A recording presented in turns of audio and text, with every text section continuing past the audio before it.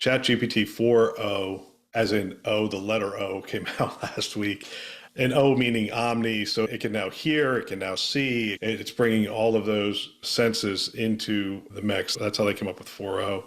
Came out. It's interesting from a marketing standpoint to watch because they came out with 4o like the day before Google did, I don't know, like 50 announcements. And if you look at the news cycle, I think they just completely swamped Google's announcements. Not that they're not relevant, but from a marketing standpoint, it was pretty amazing. When you're talking to healthcare leaders and you're exploring what's going to have an impact on healthcare, I'm hearing more and more that there's a belief that, hey, short term, we're maybe overestimating this, but long term, we're not giving this enough credence. This is really going to change the game.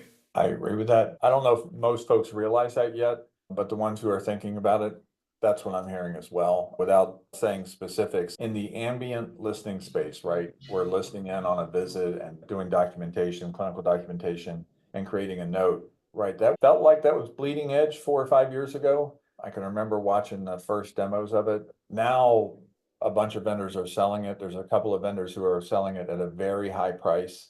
That's going to be commoditized in the next 24 to 36 months with the power of these large language models. And when it's commoditized, the price is going to drop. So I think that's going to be better for safety. It's going to be more affordable for the provider. And that's just one simple example of where we've got some vendors really trying to capitalize on that right now. So I think we're going to just see commoditization of different things where there's a lot of special IP around it right now. These models and are going to allow us to just commoditize more to drive costs out of the system.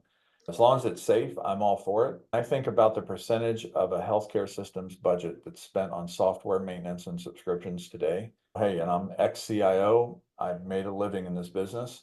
I'm pretty discouraged by it because it's taken a whole lot of money out of care delivery, and I want us to have the ability to drive that cost down some more.